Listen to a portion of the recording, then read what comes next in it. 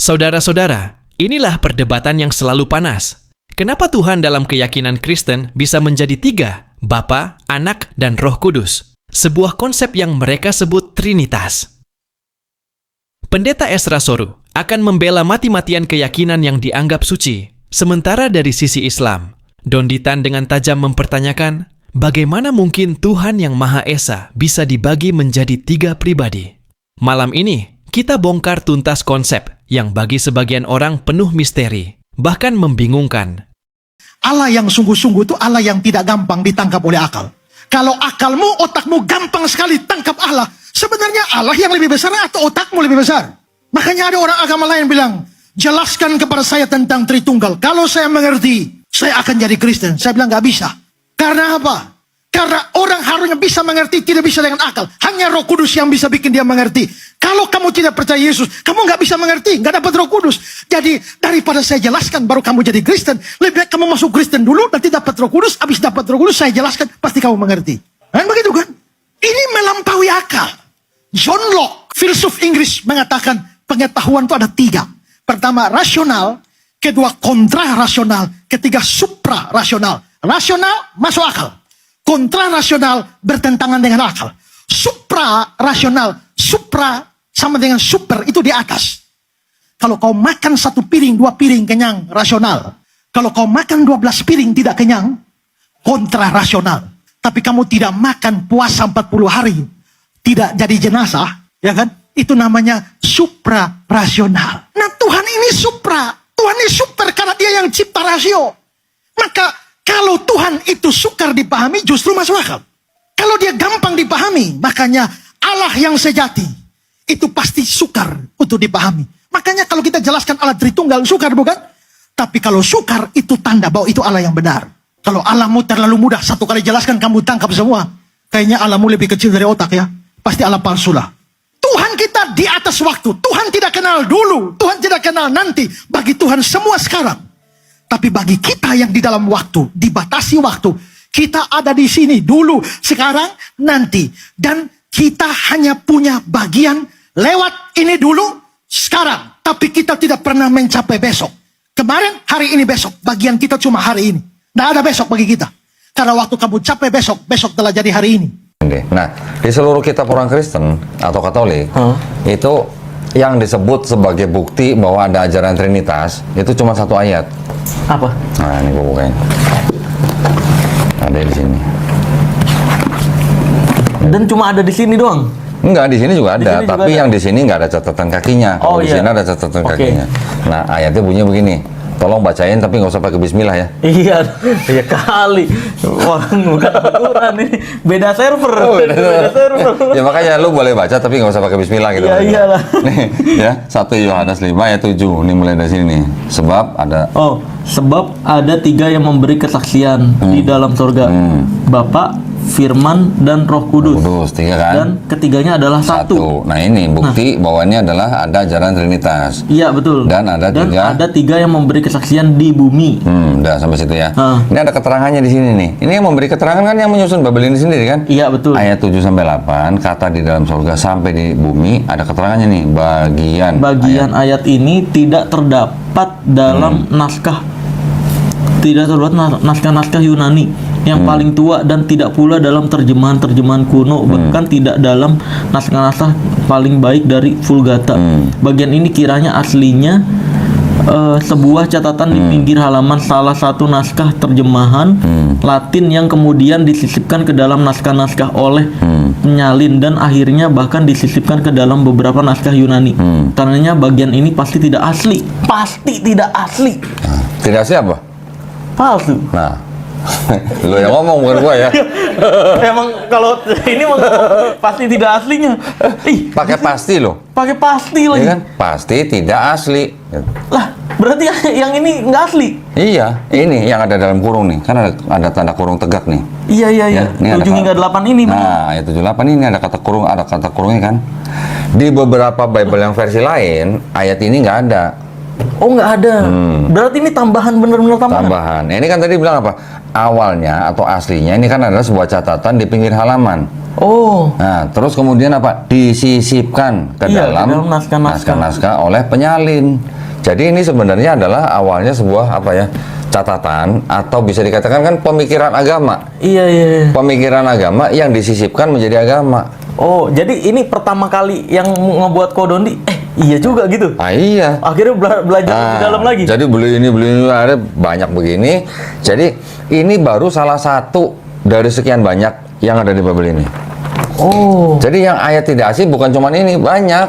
Nah, di sini juga ada nih yang kecilnya nih. Ada. Tapi nggak ada catatan kaki. Iya, ini gue bukain nih, gue buktiin nih. Ini pembuktian, Iya, pembuktian, kan namanya pembuktian nih kan. Bener. Berarti orang Nih. nggak tahu itu. Sama nih ya, 1 Yohanes pasal 5 ayat 7 dan 8. Iya, iya. Yang ini dibaca sama ini sama nggak isinya? Coba kita buktikan. Nah, pembuktian nih. Sebab ada 3 yang memberi kesaksian di dalam surga, Bapa, Firman, dan Roh Kudus. Dan ketiganya adalah satu. Dan ada 3 yang memberi kesaksian di bumi. Nah, sama Betul? ini, sama nggak? Sama, tapi Sama nggak kan? ada Di keterangan. sini nggak ada catatan kakinya. Oh, nggak ada yang menyatakan kalau ini adalah palsu. Iya. Oh iya, bener ini. Ini kan ini catatan Jelas kaki. banget ini masalahnya. Dan ini hanya dipegang sama pendeta-pendeta. Berarti pendeta ini nyampein nggak sih kok dia kalau Enggak lah. enggak Pendeta di mimbar ya nggak bakal ngomongin, nggak bakal bacain catatan ini lah. kakinya ya? Kalau dibacain ini ntar jemaat pada pulang gimana? Iya nggak tahu. Gimana lo? Kali aja kan jujur gitu. Enggak. Oh gitu. Akhirnya karena inilah. Wah, berarti emang Tuhan itu satu gitu. Iya dong. Kan ini baru salah satu dari sekian banyak Hah. yang seperti ini. Tidak asli, Iya. tidak asli, tidak asli. Nah, Ini gue terus- tunjukin beberapa biji nih, beberapa ayat lagi nih, supaya Yang tidak asli, yang Nah. tidak asli gitu. contoh nih ayat nih ya, ayat 21 nih. Hah. Jenis ini tidak dapat diusir kecuali dengan berdoa dan berpuasa. Ini bacanya apa? Ayat ini Ayat ini tidak asli. Oh iya, dalam apa nih? Matius. Matius. Tetapi diambil dari MRK MRK itu Markus. Markus 9:29 Nah. dengan ditambah dan berpuasa. Nah, Maksudnya ini jadi gini, kan ada 4 nih, Matius, Markus, Lukas, Yohanes. Hah. Dari 4 kitab ini, yang ditulis duluan tuh yang Markus sebenarnya. oh. Nah, yang Matius dan Lukas ini nyadur punya Markus. Jadi yang Matius ini 80%-nya dari Markus, yang Lukas 60%-nya dari Markus. Oh, iya. Jadi yang Matius ini ngambil dari Markus itu. Oh, jadi berarti bisa dibilang ini satu tebel begini gara-gara dicampur antara yang pasti tidak asli tadi sama yang asli. Nah, aslinya tuh maksudnya asli tulisan orang, tapi orang yang nulis ini siapa tidak diketahui siapa gitu. Jadi nama-nama yang ada di dalam kitab itu sebenarnya hanya atribusi. Iya, iya. Pemberian nama dari bapak-bapak gereja di abad kedua. Oke, Gitu. nah kan itu tadi cerita tentang Kodondi ya. Mulai ragu nih, wah jangan-jangan emang salah nih kitabnya. Ya. Kan dari banyak agama, kenapa Islam kayaknya yang Nah, oke nih? Oke, gini. Kan ada Hindu, Buddha, ada penyembah Wikipedia, ada penyembah pohon, Penyembah banyak. Wikipedia. Iya, macam-macam emang. Emang banyak. Nah, akhirnya gini, kenapa ke Islam? Eh. Kalau ini kan Kristen ini ya. Iya. Kristen di bawahnya nanti ada Katolik dan segala macam. Tapi kan utamanya itu sebenarnya adalah kekristenan. Iya. Ya. Kristen itu kan adalah diambil dari kata Kristus. Kristus itu kan gelar daripada Yesus. Ya, Kalau di dalam bahasa Arab, Kristus itu Almasih. oke. Jadi Kristen diambil dari kata Kristos bahasa Yunani, bahasa Indonesianya Kristus, bahasa Inggrisnya Christ, itu adalah gelar daripada Yesus. Oke. Oke. Ini ada agama Yahudi atau Judaism. Ya, Oke. kitabnya ini Tanakh nih. Hah. Judaism itu diambil dari kata apa? Jehuda. Yehuda. Yehuda itu nama daripada anak keempat Nabi Yakub alaihissalam. Oke. Oke. Nanti ada agama lagi Hindu.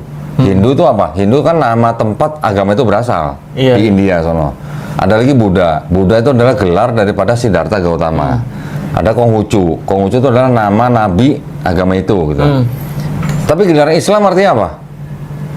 Bukan gelar manusia, Iya. bukan nama manusia, bukan nama tempat, ya kan?